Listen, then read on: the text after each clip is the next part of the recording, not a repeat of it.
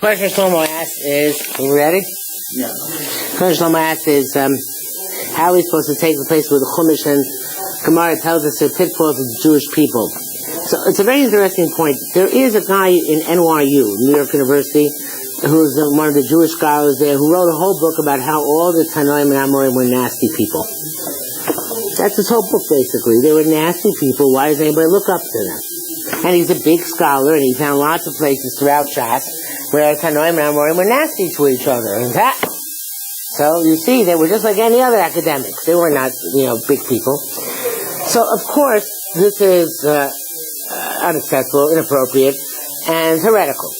And why is that the case? Because the whole point of showing, especially in Tanakh, where it's about Klal Yisrael's shortcomings, and also in the Gemara, when we critique Chazal, or demonstrate Chazal in a negative light, the point is that we don't whitewash.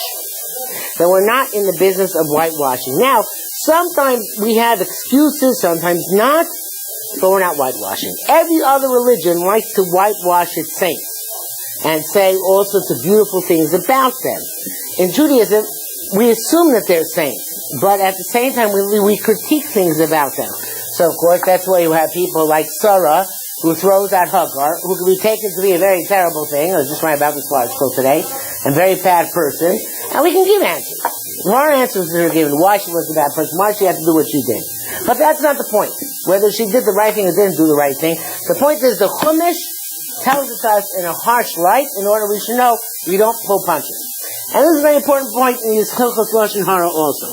Hilchos Lashon Hara, we normally understand to mean they're not supposed to say anything bad about somebody. It's not true. You should say bad things about people who you should say bad about. And sometimes you should say bad things about good people if it's important that other people not learn from their deeds. And sometimes it's important to say bad things about good people if you come out of Sheker or Chilul Hashem if you didn't say them. So what we're basically doing is being Mekadesh Shem Shamayim by saying negative things about people and showing that we're not out to hide history. We don't try to distort it. That's fine. But how do we explain the other parts of the Gemara? Let's say today we remember Malchus and we're saying he asked who goes to Gaul if you kill, it depends on what nation you kill, depends on who you kill. And certain people you get, hiding. Some people you don't get any punishment or mitzvah. Some people will be just lashes or the like. You see, there's a struggle to be killing the Jewish. So now we have the famous Chazon Ish, the very famous Chazon Ish, which is very important to know in Hilchos Shariah Law. Chazon Ish says that in our day and age, none of the halachas which applied to Mumarim, Jews who went OTD and all that kind of stuff in the Gemara apply. Why? Because at that time, when there was Hashgacha Guya, there was divine revelation of providence, and there were great sages, and things were amazing. So then, a person should be able to understand, or at least be educated, to know what's right and what's wrong. And therefore, he doesn't know what's right and what's wrong. There's something wrong with him. He's either a wicked person or an insane person. Nowadays, it's not like that. On the one hand, people are not as evil as they once were because the whole world is confused. So everything is done with confusion.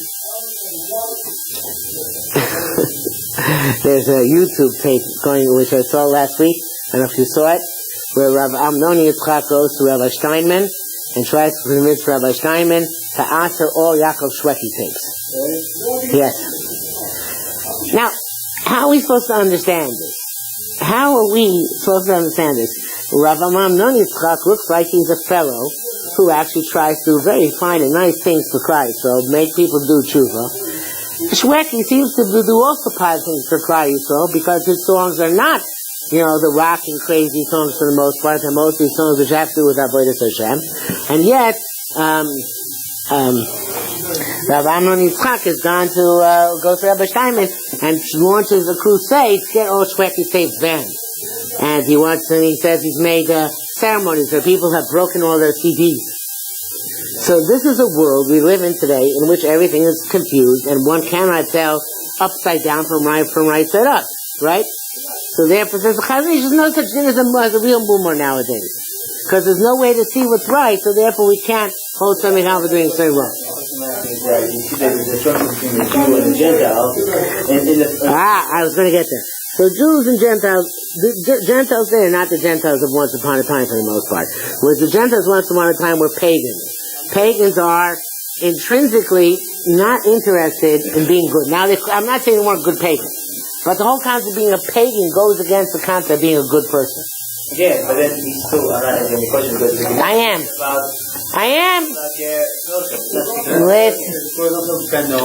Yeah. You should know the law, so if you didn't know, he gets killed. Right. By the way, I downloaded onto my Palm. So if you please know, I downloaded the Quran because I decided I want to know what these people actually hold. Okay. So. We give a share about it. What? Well, yeah, I'm only going to read in certain places, I think, so it's going to take a while. How do you know what to look at? What? What do you mean, how? I downloaded it for Gutenberg.org. It's free. What places do you know that? How do you know what to look at? The whole thing. The whole thing. Yeah. Do you think little Torah is when you spend looking learning Torah the time you learn Torah? I'm getting there. We're going to get to that topic. Okay. So nowadays, what's the Meir writes about Baba Kama? The Meir Baba Kama writes that our goyim nowadays not the same goyim as they had back then. But in other words, their goyim were pagans. Nowadays goyim have. They don't have to get touched. They're what? Concerning what? If the Jew kills them, it doesn't go to God. Oh, so the certain halachas, right? Certain halachas of galus are different because the truth is, even Rotzeach B'Shogeg should get killed. And the Rambam writes, there's a very strange halacha the Rambam brings down, which is that if you have a general who goes into galus because he killed somebody, he has no chiyuv to leave the city to go lead his armies in war against the enemies of the Jews. And even the Jews plead with him to lead their enemies. He's not obligated to go. To lead the war against their enemies, he's not obligated to go. And if he does go, the Goel Adam can kill him. So, in essence, what? His army, right. In essence, what happens here is that we have an inkling of what a Rotzeach B'Shogeg is. A Rotzeach B'Shogeg is also a Rotzeach. And he also is liable to the death penalty. It said Hashem had mercy on him and said, you know what? Instead of actually putting you to death, we'll put you into virtual death. For what it's worth. And there is an end to that term, which comes after a certain amount of time, also for what it's worth. But really, you deserve to be dead. You should be dead. And you should live your life in a sense of guilt and shame because you should be dead. If a troll kills a Gershon, is there a capital punishment for that? There's no capital punishment in terms of a religious law, but here Judaism also has, we are religion, as we always say, which brought you loopholes. So the loopholes theory here, how loopholes apply here, there's the Din HaMelech. There's the law of the land besides the law of the court. Religious law is the law that Beit Din has imposed. And that actually was imposed, as we know, very rarely. Because religious law is not as essential to running a government. Din HaMelech, governmental law, that's important. How different would the religious law have been? We don't have Sharia, it doesn't work by us. So I was asking, that was the question. If Israel was not theocracy run by the Hazan Ish or whoever it was, and everybody's from over there, how different would it have been from Shariah Law and Iran and Saudi Arabia? How different would it have been? You sound like my father. People getting lashes or getting Misa or stoning or, for adultery, like, how would that be any different? If it would be different. You sound like my father, who always says, you guys would have done this. I told you this, right? The Buddhas in Afghanistan, right? When the Taliban came to power, they destroyed these 1,000-year-old Buddhas in Afghanistan. They're tremendously priceless works of art. So my father said, you Orthodox, you guys would have done the same thing. I said to him, no. We're the religion that brought you loopholes. What's the loophole? You get a non-Jew to break up the nose of the idol, and everything is fine. That's how it works, right? They just have to break off something, everything is perfectly fine. So, never forget that the loophole theory. It helps in a lot of situations. But, be that as it may, in terms of the loopholes, I think I forgot your question. Shariah Law. Oh, Sharia law. Because the religious law is not enough to run a country. What? You learn the Second Sanhedrin is not enough law there to run a country. No, fine, but you still have the laws of capital punishment, the laws of... Yes, but they're almost impossible to impose. They're impossible to impose because they make non-imposable. Right, so therefore that it's not viable. but when we would impose it, we would have to carry it out. No, but that's the same. Throughout Jewish history, there's always been a king and a beis din. They're two separate tasks. Right. So the role, And they failed miserably. the role of the beis din would be to what? What's the purpose of the beis din? To keep the king in check. Separation of powers and checks and balances. Fine, but why would they go on and trial into a Shabbos case? It's breaking of Shabbos. How would that The go? king's not going to deal with Shabbos cases. Fine, it's the beis din does. The Yeah. person breaks Shabbos on purpose because he's like, I don't believe in Judaism. That's not enough. Why not? He has to go and say, remember, it's the time when beis din is functioning. He has to go and say in front of lots of Jews are going to be Mechal Shabbos. Exactly. Lots of Jews are going to be Mechal Shabbos. Wait! Lots of Jews are going to be Mechal Shabbos in front of you and me. Yes. But there are very few Jews who deliberately would go in front of Shlomo Zalman or Auerbach and be Mechal Shabbos. There are. Very few. I don't know. And even those, if Shlomo Zalman said to him, B'ni, Shabbat Hayom, they probably would. I have not met it.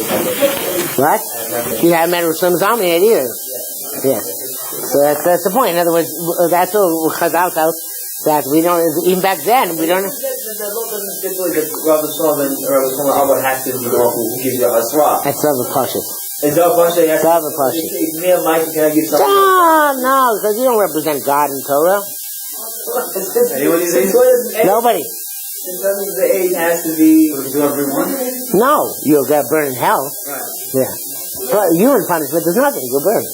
Ah.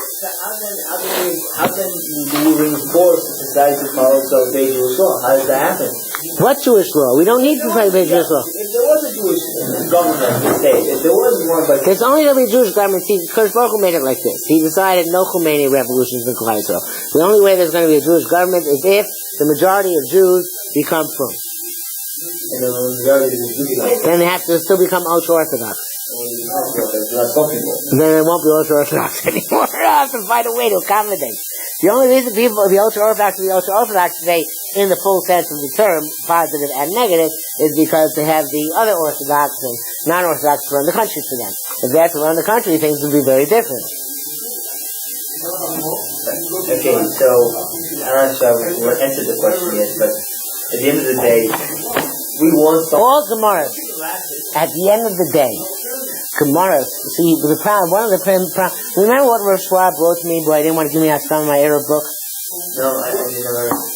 No? No. No? When I wanted to put out my book on Arab, and so when I knew Rabbi Schwab was not going to give me Hastam, Rabbi Schwab's father, not him. I knew Rav Shimon Schwab, yeah, Shimon Schwab.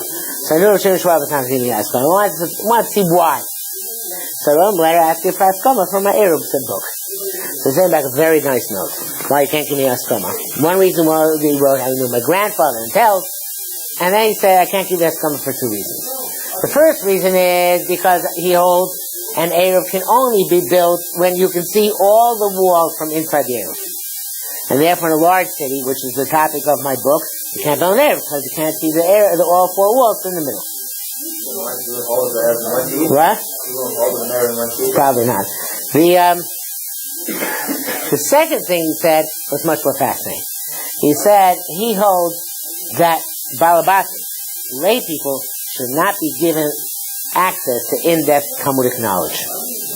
My book is written in-depth, very analytic and intellectually, and therefore Balabatim should not be given access to this. It's a very German, if you think about it, it's a very German approach. You will do what we say, right? You will not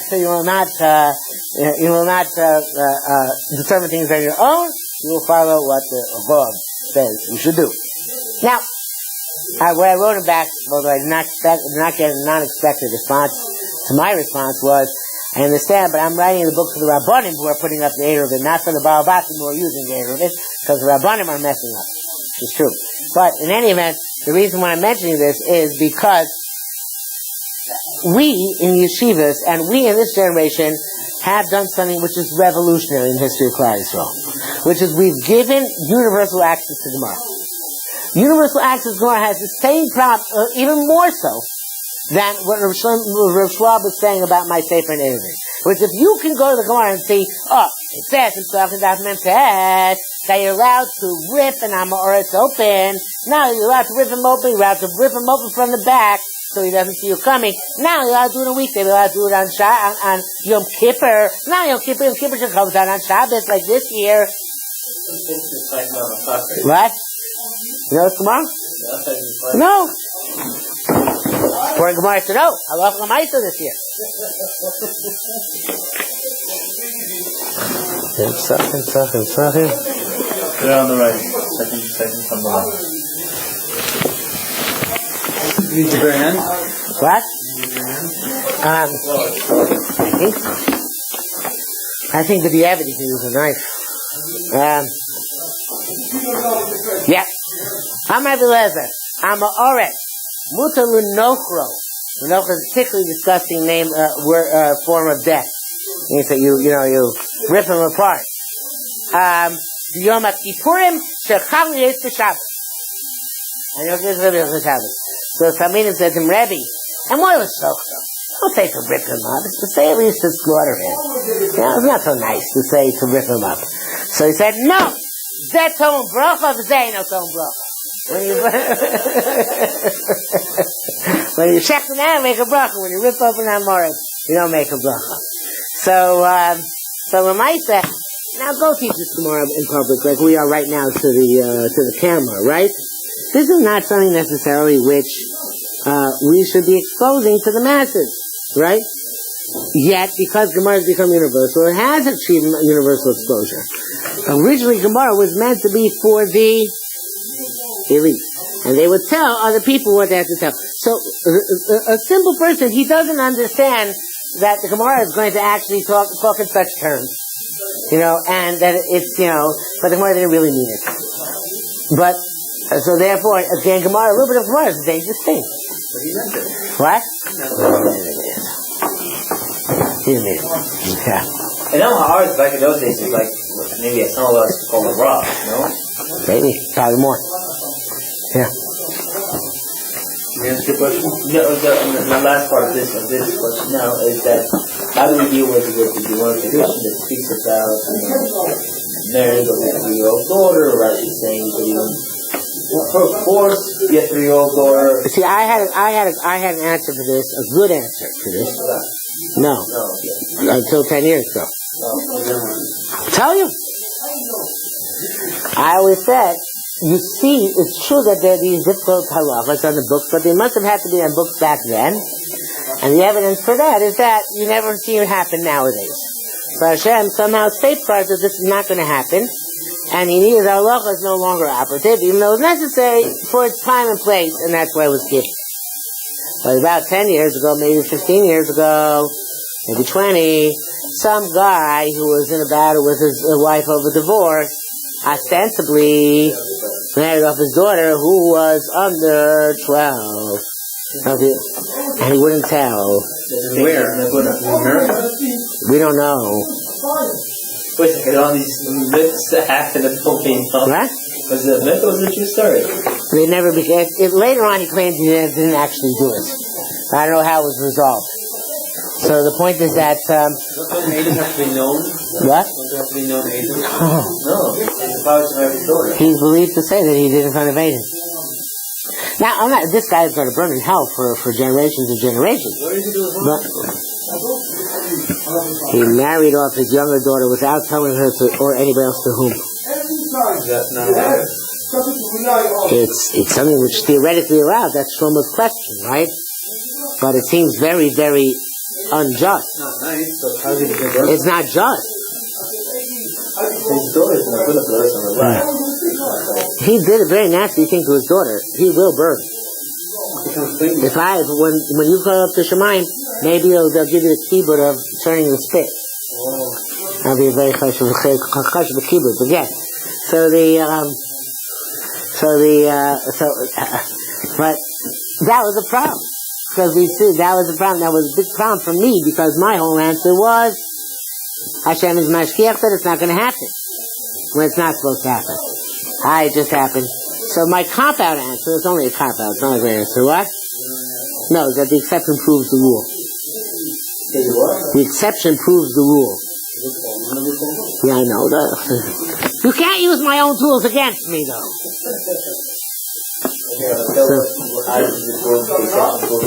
Exceptional rule means it's so rare that it only happens in exceptional cases. In other words, so when it was necessary for whatever reason, so then it happened more frequently.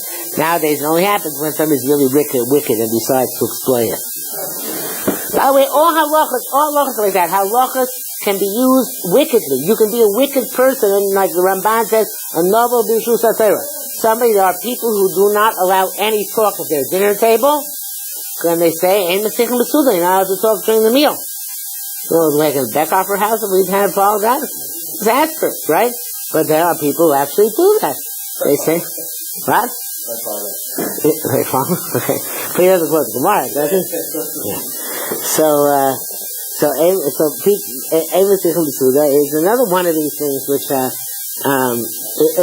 halacha, which is probably has a specific meaning, but can be distorted. That's why Chazal say, "Zocha nasis lo samachayim." Person married becomes a drug of life. Lo zocha nasis lo samamav, becomes a drug of death. How do you go this? Why do we go this far? You're right. You could use it in the wrong way, but why even allow such things to happen? Why allow this to exist in the first place? If the robbers are the ones that they haven't decide what the law is going to be. So why allow the opportunity for a person to be evil? Why give them that? Now this is the rightful law. The rest of the darshan, no? No. So how does the rightful law go? It's beating us after the Shazah. I gave my daughter to this woman. Yes, what's the age of the daughter? The minimum age and maximum. Maximum age is 12. The minimum age. 12 and a half. The minimum age was decided by the law, no? No. That's also clear? No. Yeah.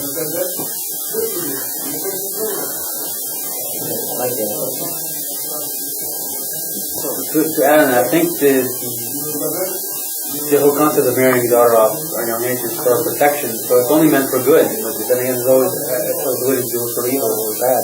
There's a case in the Gemara where the woman does the whole question where the girl is like she's going to have kids before 9 months or something, and then the girl is like 6 years old and she's a baby. Okay. So you're not more you close people. Yeah. So don't quote it. So people wear white shirts, dark jackets, and it could be a very wicked act.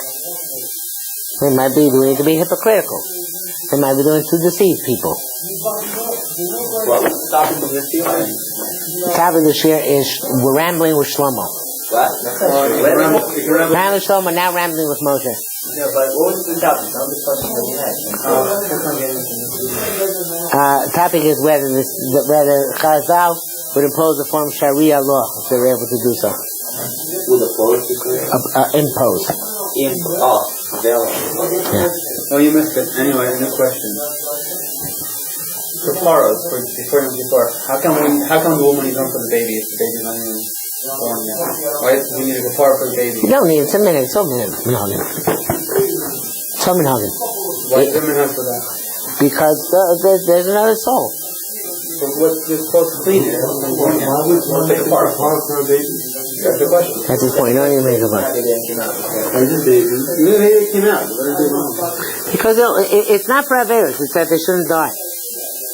Kaparas are not for Averis. That would be a korban, which is also.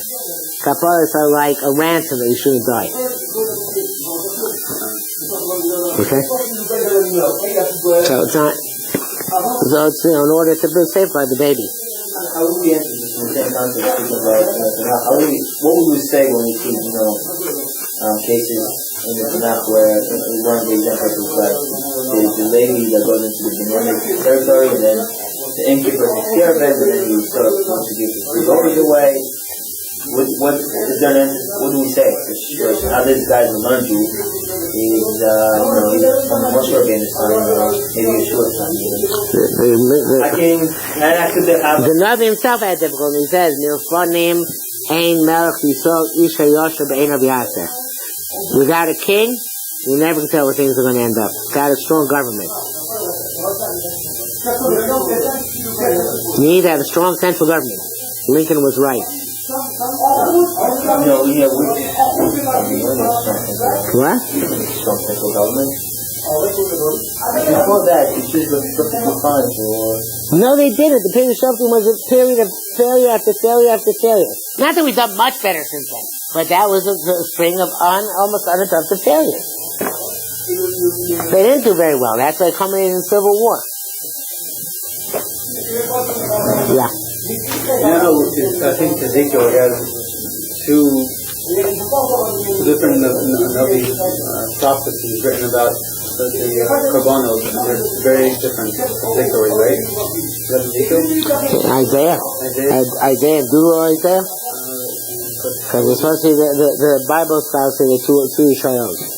Right, completely different than one is in the Torah. How would you? I can't tell the difference. One, the only difference I know is that one is up to Parak Mem, it's more or less nebulas of punishments, and beyond Parak Mem, it's more or less nebulas of consolation. So they want to say the two Isaiahs, Isaiah and Deuteronomy. Isaiah? Like Deuteronomy? No. So Isaiah and Isaiah 2. No, Toy Story 1, Toy Story 2, Toy Story 3, Isaiah 1, Isaiah 2, Isaiah 3. So it's absurd, it's making stuff up. You know, we Jews, we like to be Mechadish. So sometimes we're Mechadish things which make sense. When we don't have a choice, the Mechadish things make no sense. That's pretty clear in the Pesukim, I think. Everyone. What? Like Bible criticism. Bible criticism? Yeah. It's not a new question, though. The Rambam, I think, talks about it. Back in that day, it was probably... The Bible, no, it does not. Where do people criticize the Bible? At JTS?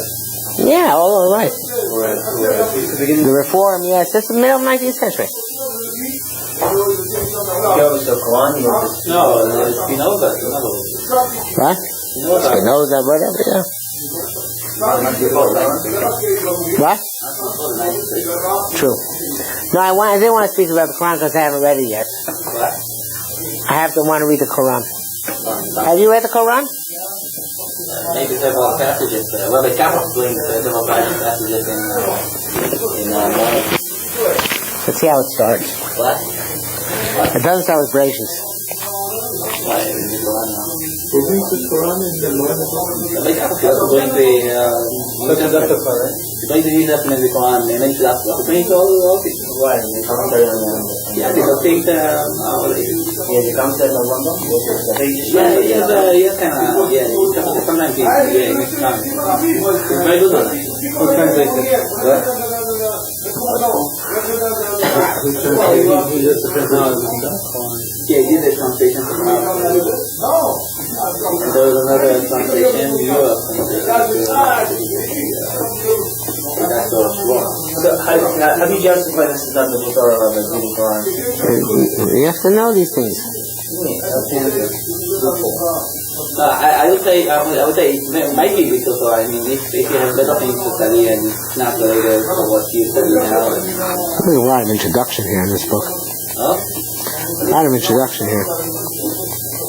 Yeah, that's a disclaimer. What? Disclaimer.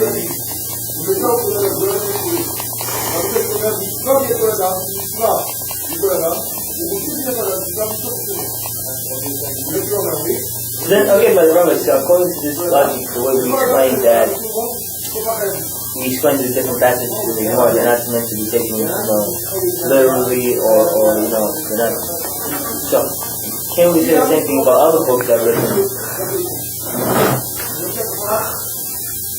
Here, this is the beginning. Surah 1. XZVI. I don't know what that stands for. Surah 1, or maybe this is just a, this is not a, maybe it's excerpt. What do you think it's for? Being Mormon or being A moron? Mormon? It says, in the name of God, the compassionate, the merciful, recite thou in the name of thy Lord, who created man from clots of blood. Not from dirt of the earth, from clots of blood. Recite thou, for thy Lord is the most beneficent, magnificent, who hath taught the use of the pen, who hath taught man that which he knoweth not. Nay, verily, for man is insolent, because he seeth himself possessed of riches. Verily, to the Lord is the return of all. What thinkest thou of him that holdeth back a servant of God when he prayeth? What thinkest thou, hath he enjoyed the true guidance or enjoyed piety? What thinkest thou, hath he treated the truth as a lie and turned his back? What? Does he not know how that God seeth? Nay, verily, if he desist not, we shall seize him by the forelock. The lying, sinful forelock. Let him summon his associates. We too will summon the guards of hell. They obey him not, but adorn or draw nigh to God. I think in English it sounds like yeah. That was the first parak of the Quran. We learn a parak a day.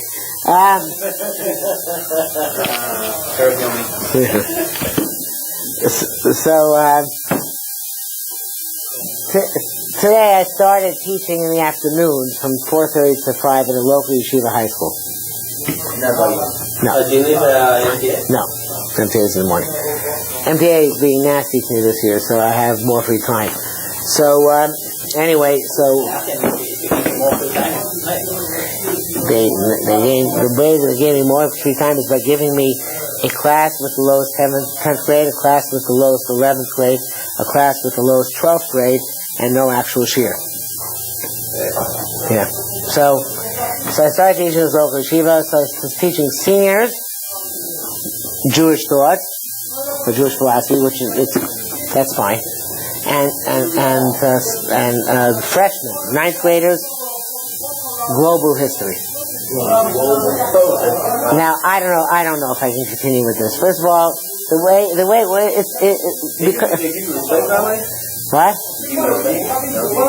I think more than a regular English teacher. They call me Rebbe.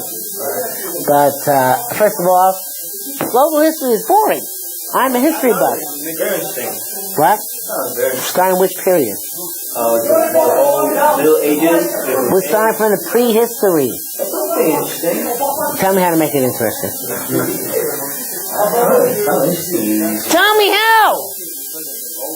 Things they had. Uh-huh. There's an accent about it. We're learning new things about this people. Okay. I mean, when you get to World War I, that's really interesting. Yeah, that's second year. Second year, yeah. So, I'm not sure what to do. So I'm thinking of like doing, the Jewish perspective on history or something like that. Also, I know. So I'll do work. I'll tell them to do the work in front of the books, and then I'll take the Regents next year also. At that time, I can be gone. So what I wanted to say is that what was I going to say? Oh yeah. So that they're chutzpahdik, and they're immature, and I don't think they're really interested in anything intellectual.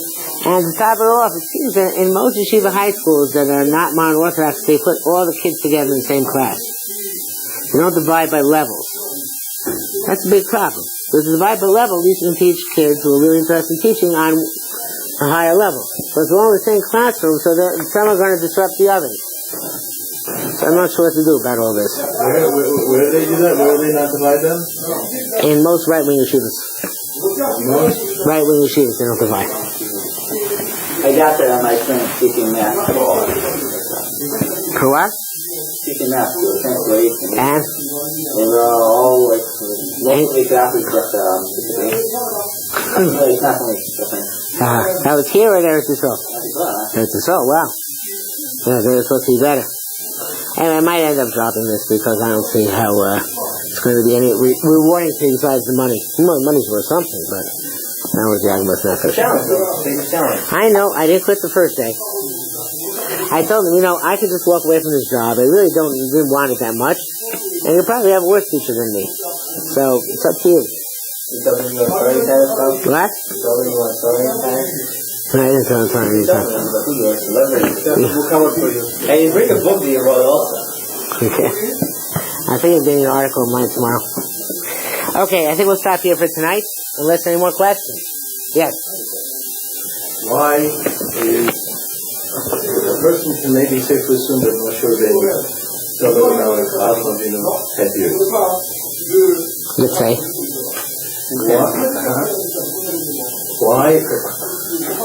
Why today? Why, first of all, why isn't it, if there's a heter to shave, first of all, why isn't it all or nothing? Meaning, why doesn't everyone go around like Satan or visions of Hasidim? Even they agree it's not halachic, it's Kabbalistic. So the Alpi Halacha, there's nothing wrong in trimming the beard. Right. Rabbi Yochanan was clean shaven. Rabbi Yochanan. On his own, like. It's not, it doesn't say that he couldn't grow a beard, it just says the boy didn't have a beard. All the Italians were. He was clean shaven, he had a beard. So is it what? No, they were more modern. From Carl was Italian.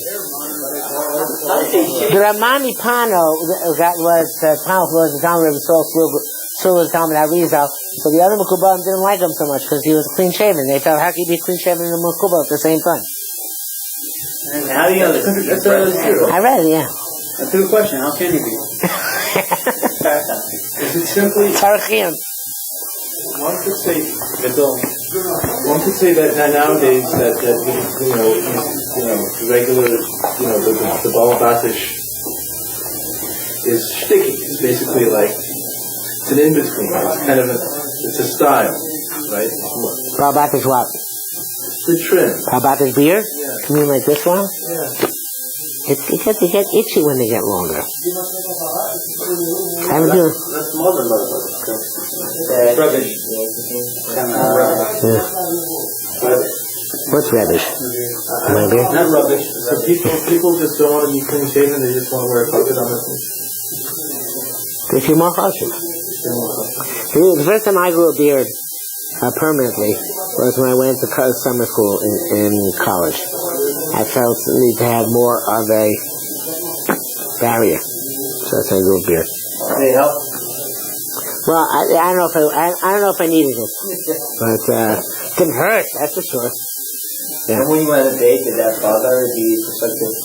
They never say anything about it. I don't know, but I was giving them when I was going out, everybody had smicha, right? So You had a beard, So I had the right. Exactly. Yes, you have 23? Yeah. Did you have sneakers when you're dating? Not necessarily, but it's good to have smicha. It's good to have smicha if your mother wants you to have smicha. Gets nachas ruach when you're having smicha. Always remember to make your mother feel it. I didn't care. I made a little bit, not the same way. Why did you get so early on? Why did you go so early? Because he's not. You could. It's not about sneakers, it's not about being smarter, man. When I was in the Mir Yerushalayim at night, I learned from 8 to 12 smicha. 8 to 12. How long? 1 year. What was your first sneaker? I took 3 tests. Both of Chalot HaRevis and Malicha. All at once? Yeah. Melissa is one of us? Salting, yeah. Malicha. Salting. Not Tavicha, not There's Shechta. just one example of salting meat? What? Is the whole thing about salting? Do you have to say that? I You're talking about salting meat, for blood to come out. Is the whole big example? It's pretty interesting. You can get a big exam on it, yeah. There's a lot of issues involved. If you salt in a vessel which doesn't have holes in it, lots of stuff involved. And what's the easiest sneaker you have in dating? I mean, good sneaker. Never mind. I don't know, when I was near in Brooklyn, I know it's like now they used to get smicha by taking every week a bechina on what they learned the week before. What kind of thing would that be? They got away with smicha for that. I'm saying they learned it a day after they got something. So maybe that was the easiest one. How was the test exactly? How was the test process? You know, I kind of cheated on the test process, not on the test. The test process, because I did take the Rabbanut of Israel's test, and I passed B'hit Steinut, which is the highest grade. But you can't get smicha from the Rabbanut just on Bas B'chol and Lichan Tarot, but you have to get other areas also. and I didn't stay in Israel long enough to take the other parts. So the actual smicha I got is from Zalman Nechemia Goldberg. From Zalman Nechemia Goldberg, now if you go to him, he has a written test he gives you. Back then it was Baal Peh. From the middle of my Baal Peh test, my old Rosh Hashiva, who was a friend of mine and a friend of Zalman Nechemia, walks in. He spends some time with Zalman Nechemia one-on-one, without me in the room. And when Zalman Nechemia comes back, he's in a bit of a rush, and the smicha comes very quickly. So I think my Rosh Hashiva said some good stuff about me, so I think that helped too. And then I went to Yitzchak Kulitz, the Tzal Shiva Rabbi Yerushalayim, and I spoke of learning. He already had to have a smicha when he went in, so he had a smicha of Zalman Nechemia. So I spoke to him learning for about 20 minutes. And now all I remember is I said at one point that it seems the shach is wrong, and he said we don't express ourselves that way on the shach, that the shach is wrong. And a couple weeks later I got the paper from him, it's hanging up in my study. Well, why these two rabbis specifically? What? Why these two rabbis specifically? They're chashiv. Because of the chashiv? Usually. But they're also standard. A lot of people who don't get smicha from the yeshiva go to the Zalman Nechemia. Of course, can't go there anymore, it's no longer alive. He has like a specific time when he takes people to smicha. I don't remember. Who's Zalman Nechemia? No, now it's a written test, so I don't think you have to know a specific time. It's not right Hebrew. Yeah. Or copy the answers. Alright, ladies, have a good night. See you tomorrow, Mr. Shem. Yeah, I'm always tired, but the week of Slichos, I walk around like a zombie, so you'll forgive me if I say things which don't make any sense.